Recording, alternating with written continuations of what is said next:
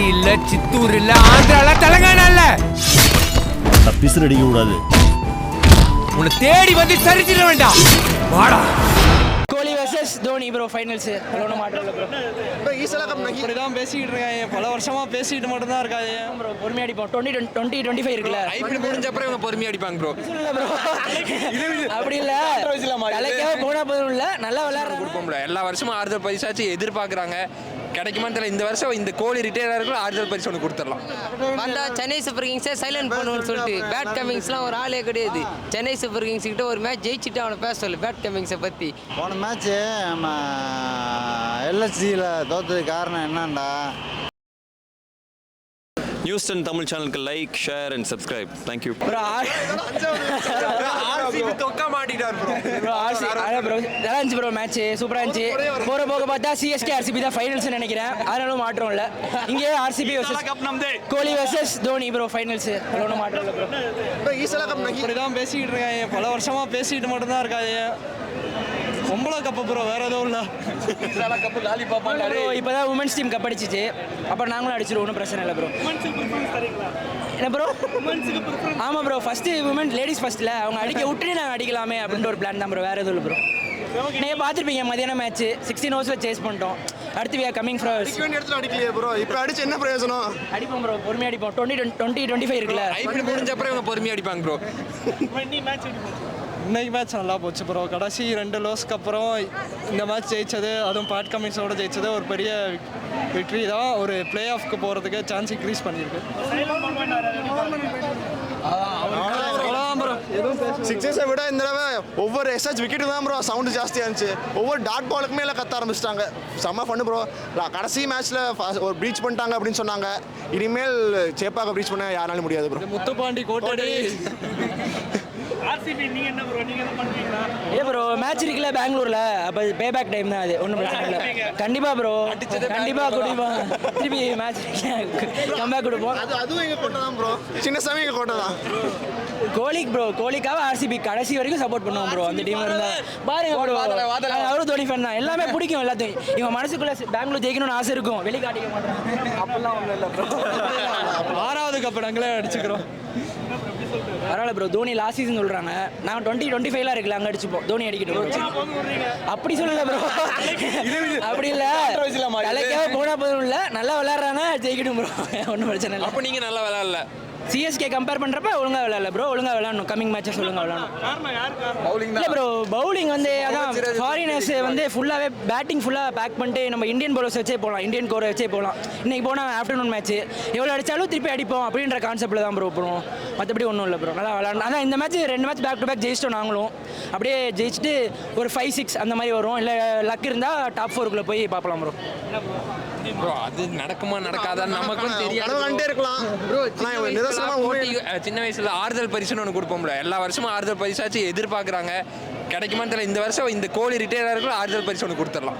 கண்டிப்பாக ப்ரோ. 2024 2025 அதெல்லாம் 2026 அவ்வளோதான் ப்ரோ, பிரச்சனையே இல்லை. கப்பு ஒரு நாள் உறுதி ப்ரோ, அது வந்து கன்ஃபார்ம். ஆமாம், அது எப்போன்னு தெரில. ஏன் இந்த இயராக கூட இருக்கலாம், எதுனாலும் நடக்கலாம் ப்ரோ. ப்ரோ அது நடக்காது ப்ரோ, சான்ஸே இல்லை. ஃபர்ஸ்ட் பிளே ஆஃப்ஸ் ஒன்று இருக்குது, அதுக்கப்புறம் எலிமினேட்டர் இருக்குது, அதுக்கப்புறம் எலிமினேஷன் சாரி செமிஃபைனல் அந்த ஒன்று இருக்கு. ஆமாம், இன்னும் எல்லாமே நடக்கும் கூடிய விரைவில். எல்லாமே உண்டு ப்ரோ. Coming soon bro. எப்பயுமே தமிழ்நாடு சூப்பர் கிங்ஸ் தான். சென்னை சூப்பர் கிங்ஸ் தான் வெயிட். பேட் கமிங்ஸ் ஆகுது, எந்த கமிங்ஸ் ஆகுது? பேட் கமிங்ஸை பற்றி இந்த மீம்ஸ் போட்டுதானுங்க. வந்தா சென்னை சூப்பர் கிங்ஸை சைலண்ட் பண்ணுவோன்னு சொல்லிட்டு பேட் கமிங்ஸ்லாம் ஒரு ஆளே கிடையாது. சென்னை சூப்பர் கிங்ஸ் கிட்ட ஒரு மேட்ச் ஜெயிச்சுட்டு அவனை பேச சொல்லு பேட் கமிங்ஸை பற்றி. இந்த இன்ஸ்டாவில் வீடியோ போகிறது, அது போகிறது, இது போகிறதுலாம் வந்து பேட் கமிங்ஸை பற்றி தேவையில்லாமல் கமெண்ட் பண்ணுறானுங்க. தோனி வச்சு தோனிலாம் வந்து தம்மா தூண்டு ஆள் கிடையாது. அவர் தலை எப்பவுமே தலையெல்லாம் அச்சிக்க முடியாது. தலையை போல யாரும் வர முடியாது. உயிர் தோனினா உயிர் தான். காவியா மேரன் சொல்லிச்சு சென்னை சூப்பர் கிங்ஸை பற்றி. இன்ஸ்டாவில் ஃபுல்லாக வந்து காவியா மேரன் பேட் கமிங்ஸை வச்சு சைலண்ட் பண்ணுன்னு சொல்லிட்டு சொன்னாங்க. காவியா மேரம் பேட் கமிங்ஸ் அவன் எவ்வளோ 85 சவரம் நகை போட்டாலும் வேர்ல்டு கப் ஆடிட்டான், எது வேணாலும் ஆடிட்டான். ஒரு ஆளுக்கு நட்ராஜுக்கு எல்லாருக்கும் வந்து பார்த்தா 85,000 நகை போட்டாங்க. அது வந்து எஸ்ஆர்ஹெச் ஆகும். எல்லாருக்கும் ஒரு 100 கோடிக்கு மேலே நகை போட்டாலும் தோனி மாதிரி ஆள்லாம் யாராலையும் வர முடியாது.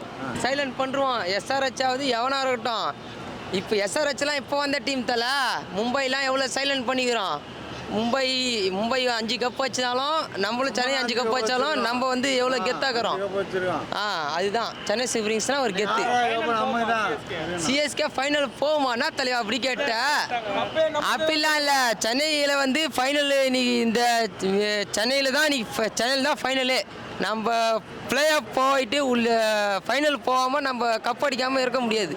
போன மேட்ச்சு நம்ம எல்எஸ்சியில் தோற்றதுக்கு காரணம் என்னண்டா, நம்மளோட பவுலிங் கொஞ்சம் சரியில்லை. பவுலிங்கு பேட்டிங்கு நல்லா இருந்துச்சு, பவுலிங் சரியில்லை. ஏன்னா பவுலிங் சரியில்லை, ஃபீல்டிங்கும் சரியில்லை. அந்த மேட்ச் மட்டும் நல்ல எல்லா மேட்சுமே நல்லா. எப்போவுமே சேப்பாக்கத்தில் சென்னை தோற்றதே கிடையாது. போன மேட்ச் தோற்றுறாங்க. ஆனால் இந்த மேட்ச் அதை வந்து 2 மேட்ச் எல்எஸ்சி கிட்ட 2 மேட்ச் தோத்தாச்சு. ஆனால் நம்ம இன்னும் நிறைய விஷயத்தில் ஃபோக்கஸ் பண்ணணும்னு நினைக்கிறேன். பிகாஸ் நம்ம இந்த ஒரு த்ரூ அவுட் ஹிஸ்ட்ரி நமக்கு நல்லா தெரியும்.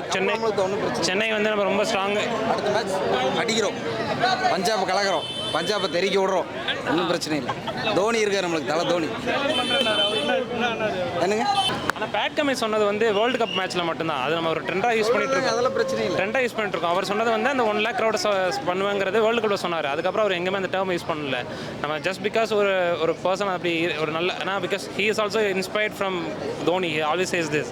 அவரோட இன்ஸ்பிரேஷன் தோனி தான் இந்தியன் பிளேயர்ஸில் அப்படிங்கிறது. நான் சொல்கிறதுங்கிறது சென்னையோட ரொம்ப ஸ்ட்ராங்கஸ்ட் பாயிண்ட் இது வரைக்கும் த்ரூ அவுட் த ஹிஸ்ட்ரி நம்ம இருந்தது வந்து ஸ்பின்னில். பட் ஏன்னா இந்த சீசன் நம்ம ரொம்ப அதிகமாக ஸ்பின் யூஸ் பண்ணாத மாதிரி இருக்குது.